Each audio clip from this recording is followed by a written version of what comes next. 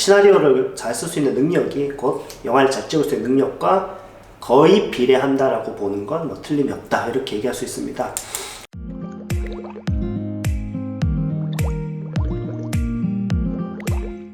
안녕하세요. 레스포케아트 연구농장 이상민입니다.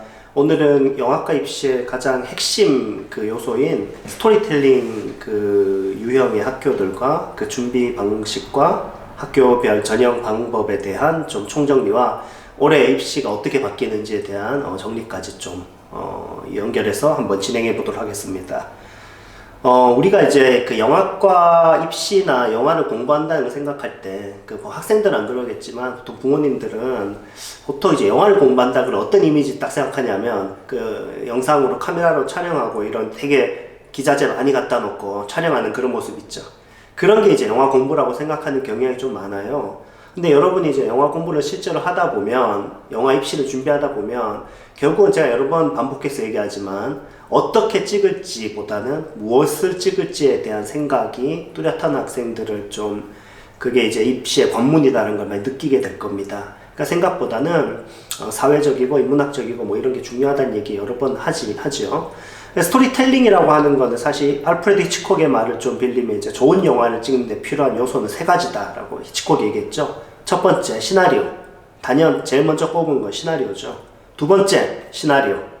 세 번째, 시나리오. 히치콕이 그런 얘기를 했죠. 그래서 히치콕이 얘기한 것처럼 영화 입시에서 가장 중요하게 보는 것은 시나리오 제작 능력이에요. 그래서 여러분이 영화를 하면 결국 시나리오와 영화 연출은 완전히 100%라고 하기 좀 힘들어도 거의 100%에 가깝게 연결이 된다. 그러니까 시나리오를 잘 쓸 수 있는 능력이 곧 영화를 잘 찍을 수 있는 능력과 거의 비례한다라고 보는 건 뭐 틀림이 없다, 이렇게 얘기할 수 있습니다. 시험에서 시나리오 시험을 볼 때는 어떤 거를 좀 평가하느냐, 내용을 보면 이제 창의적 발상과 독특한 아이디어 이런 거를 보는데, 독특이 아니고 독창이에요. 그래서 그 각각을 좀 살펴보면 창의적이란 거는 결국 그냥 창의적인 게 아니에요. 내가 준비한 창의적 소재가 아니고 문제 조건에서의 창의적 접근이에요. 그게 문제 조건에서의 창의적 접근이란 건 그 문제의 어떤 이면을 또 좀 스테레오타입하게 접근하지 않을 수 있는 여러분의 좀 더 발전된 형태의 시각, 이런 것들이 이제 문제 기준에 의해서의 여러분의 개성이라는 거죠. 그래서 이제 독특한 글을 원하는 게 아니고, 개성이 있다고 해서 그렇게 막 눈에 띄기 위해서 이렇게 특이한 소재를 갖고 오거나 이런 글이 아니라, 주어진 조건 안에서 여러분의 잘 이해하고 있는 여러분만의 세계를 보여줄 수 있는. 그 다음에 이제 스토리텔링에서는 논리적 사고를 좀 볼 수 있습니다. 논리적 사고라고 하는 게 우리가 보통 논술에서만 있다고 생각하지만, 시나리오 단계에서 논리적 사고가 보여요. 그래서 한예종 극작과나 연출과에서 3천자짜리, 7시간짜리, 3천자짜리 고도의 스토리텔링을 보는 게 곧 연극적 연출 능력이라고 보는 거잖아요. 어떻게 보면 시험이 그거밖에 없으니까. 그건 되게 의미하는 바가 크죠. 그러니까 시나리오를 잘 쓴다는 건 논리적 사고에 대한 입증이 된다는 거예요. 그래서 그것은 이제 서사를 구축해 나가는 건데 상당히 지적인 작업입니다. 여러분이 시나리오 써보면 알겠지만 앞뒤가 맞고 이야기가 전개가 되면서 여러분이 만든 세계가 하나의 어떤 질서 안에 있다는 건 영어, 수학을 잘하는 논리성과 또 다른 논리성이에요. 그러니까 이게 뭔 말이냐면, 이런 스토리를 잘 구성하는 능력, 논리적 사고는 아주 섹시한 거라는 거죠. 지적이란 거죠. 그러니까 수학을 잘하고 영어를 잘하고 카이스트에서 연구를 하고 이런 것도 매력적이지만, 또 이렇게 서사를 여러분이 만들 수 있는 능력은 또 하나의 매력적, 논리적 세계이기 때문에 이 논리적 구조를 본다는 거예요. 여러분이 이 부분에 있어서 실력이 가다듬고 또 여러분의 재능이 있어야 됩니다. 그 다음에 이제 또 중요한 능력은 캐릭터에 대한 거죠. 캐릭터를 잘 설정할 수 있느냐, 또 캐릭터를 묘사할 수 있느냐. 이거는 결국 어디서 오냐면은 세상에 대한 이해와 인간에 대한 이해와 관찰에서 오는 거죠. 캐릭터 구성 능력과 묘사 능력, 또 캐릭터를 만들 수 있는 능력은 곧 관찰에서 오는 거예요. 그래서 여러분이 얼마나 관찰하고 사람에 대한 이해를 하고 있고 세상에 대한 이해를 하고 있는지, 그런 것이 결여되어 있는 캐릭터는 이제 피상적 캐릭터거나 또는 그 스테레오타입한 캐릭터로 나오게 되죠. 말로 막 설명하는 그런 캐릭터가 있죠. 이 모든 건 내가 기획한 것이지, 뭐 이렇게 뭔가 이렇게 무색무취한 어떤 개성이 없는 설명을 위한 그냥 캐릭터. 그 다음에 이제 또 하나 비주얼 스토리텔링이기 때문에 시각적 연출, 장면화, 그리고 시각적 어떤 장면의 어떤 구성 능력, 이런 미장센적인 어떤 여러분의 어떤 비주얼 스토리텔링으로서 어떤 공간 또는 장면, 연출, 또 묘사 능력, 이런 것들도 중요하다고 할 수 있습니다. 이런 것들을 이제 평가한다고 보시면 되고요. 그 학교별 그 실기 유형을 이제 크게 한 3가지 정도로 우리가 나눠서 한번 살펴보면요. 첫 번째는 그 제시문과 키워드를 토대로 스토리텔링을 하는 유형이 하나 있고요. 그 다음에 두 번째로 이미지를 토대로 시놉시스를 작성하는 그런 유형이 하나가 있고, 그 다음 세 번째로는 시나 소설이나 기사를 각색 후에 스토리텔링하는 방식이 있습니다. 그래서 스토리텔링의 주요 대학에서는 이 3가지 중에 하나를 좀 선택하게 되는데요. 각각 보면은 제시문이나 키워드를 토대로 그 시놉시스나 시나리오를 시놉시스를 작성하는 그런 유형이야. 뭐 세종대, 단국대, 중앙대, 한예종, 뭐 한예종은 왔다 갔다 하니까요. 그 서울예대 장문에서도 요즘에 이런 스토리텔링 유형이 많이 나오고 있습니다. 거의 확실히 나오고 있죠. 그래서 이 스토리텔링에 대한 중요성은 이제 모든 대학 입시에서 거의 뭐 중요해졌고요. 이 첫 번째 유형이 가장 그 베이직한 글쓰기 유형이라 할 수 있어요. 쉽게 말해서 2000자 글쓰기 이런 거죠. 글로 써내는 거죠. 조건이 있고.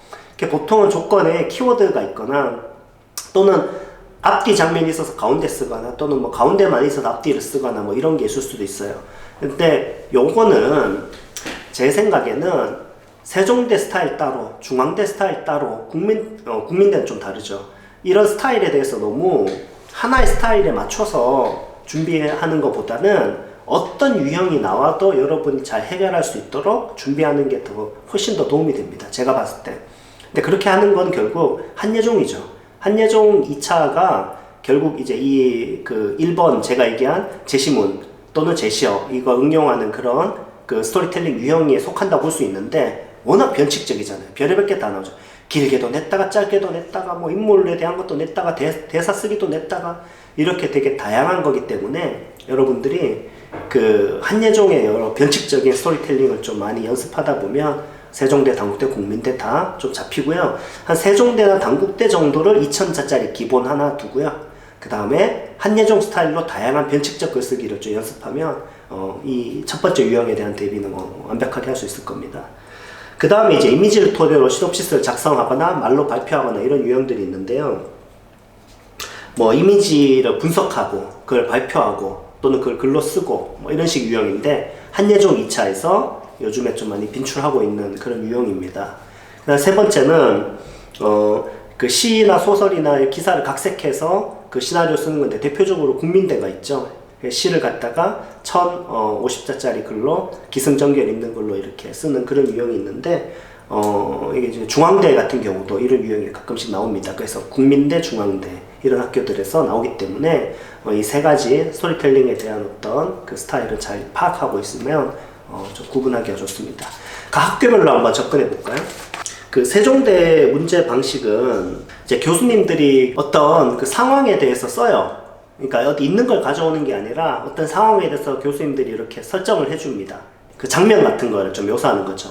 그걸 바탕으로 해가지고 근데 그 산문은 되게 다양한 장르가 있어요. 뭐 일상적일 수도 있고 SF일 수도 있고 뭐 스릴러 같은 느낌일 수도 있고 다양한 어떤 느낌의 그 산문을 하나 써서 제시를 보통 하고요. 설명인 거죠. 어떤 장면 같은 거. 그 다음에 제시어가 주어져요. 그렇게 해가지고 이제 보통 글을 쓰는데 작품 의도랑 그 인물 설정을 반드시 써야 되는 게 세종대 글쓰기의 특징이에요. 그래서 작품 의도 뭐뭐뭐 이렇게 써야 돼요. 여러분이 글과 함께.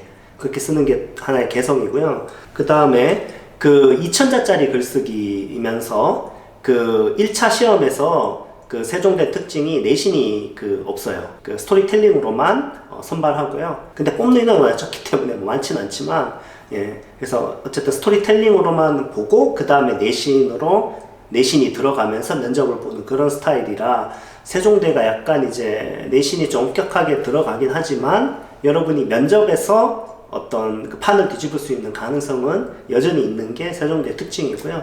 스토리텔링은 그래서 뭐 아주 베이직한 여러분이 어떤 스탠다드로 연습하기 좋은 2000자짜리 글쓰기 문제가 바로 세종대 문제로 할 수 있습니다. 그리고 그 세종대는 원고지가 아닙니다. 2000자짜리 글쓰기인데 원고지는 아니에요. 줄글이라는 거 그거 좀 다르고요.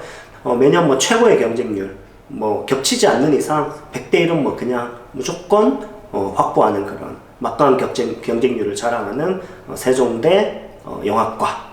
근데 이제 그 단국대 같은 경우는 스토리텔링이 거의 똑같은데 조금 다른 게 일단 그 제시어의 밑줄을 긋는 거, 그 제시어를 내가 어떻게 썼는지 밑줄 그어야 돼요. 그 다음에 원고지에다 써야 됩니다. 그래서 여러분이 원고지 작성법을 좀 익혀야 되고요. 그 다음 2000자짜리 글쓰기. 요게 이제 단국대가 세종대랑 좀 다른 점이고요. 보통은 이제 제시문이 나오는데 창작이나 또는 소설의 일부를 가져와서 갈등 상황들이 보통 있거든요. 그걸 바탕으로 해서 이제 여러분이 글 쓰는 그런 건데, 그 제시어가 사물, 장소, 사람 뭐 랜덤하게 나옵니다. 그 제시어를 가지고 여러분이 글을 쓰게 하는데, 그 제시어가 이제 창작한 것도 있고 그 어떤 소설이나 이런 데서 가져온 것도 있고 되게 다양하게 나옵니다. 근데 여러분이 실제로 문제를 풀다 보면 세종대나 단국대나 큰 차이가 없다고 좀 느껴질 거예요. 제시어에 줄 그으면서 또 원고지에 쓰느냐 아니면 그냥 줄노트에 쓰느냐 그런 차이가 좀 있다는 거 그거 여러분 좀 기억하시면 좋고요. 물론 이제 학교의 스타일이나 교수님들이 좀 주로 평가하는 그 학교의 어떤 기준이나 이런 것은 세종대와 단국대와 다를 수가 있어요. 그런 거는 여러분이 이제 각각 글을 첨삭받거나 또는 평가받으면서 또는 그 여러 가지 어떤 좀 차이를 이렇게 느껴보는 거는 좀 중요한데, 문제 그 기출 방식 자체는 거의 비슷하다 이렇게 이해하시면 됩니다. 그 중앙대 같은 경우에는 최근 그 실기가 주어진 공간 5개를 활용해서 완결된 이야기를 구성하라는데, 이게 그전 연도랑 또 완전 다르거든요.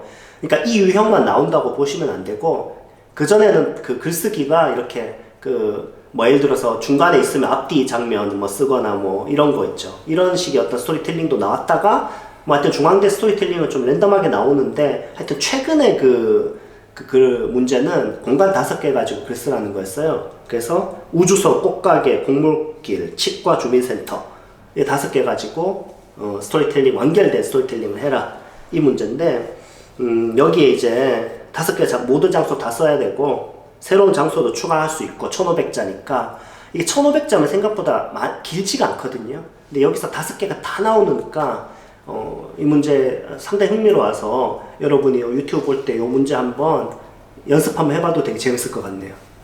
그 시간이 다른 학교는 3시간인데 중앙대는 1500자에 2시간이거든요. 2시간이면 진짜 촉박해요. 해보면 알겠지만 앉아서 조금 이제 멍 때려요, 여러분. 보통 앉아있으면 공간에 대해서 좀 익숙해져야 되지 않습니까? 좀 앉아갖고 한 20분 가고요. 문제를 좀 파악해야 되죠. 이게 무슨 문제인지 이해하는데 저는 그렇던데 한 20분 걸리고, 뭐, 이제 쓰기 시작하면은 뭐 한 20분 걸리고 뭐 이런 거라 가지고 2시간이면은 굉장히 촉박한 시간이라고 할 수 있죠. 그래가지고, 역시나 똑같이 제시된 조건, 키워드, 제시문을 토대로 이야기 구성하는 건데, 중앙대 좀 특이한 거야 당연히 알고 있는데, 그 수능 최저가 2개 합 6등급 그게 있죠. 그래서 그거 하나 좀 기억하시고, 대신에 되게 재밌는 게 면접이 없어요. 그러니까 글만 잘 쓰면 그냥 끝난다. 최저 맞추고 글 잘 쓰면 한 방에 끝나는 게 중앙대 입시다. 그리고 아까 얘기했지만 해마다 다른 유형이 출제돼요. 막 소설의 일부나 대화만으로 이야기를 쓰는 방식도 있고 계속 바뀌기 때문에 한예종처럼 다양한 그런 어떤 스토리텔링 문제들을 여러분이 다뤄보는 게 중앙대 대비한테 좀 필요합니다.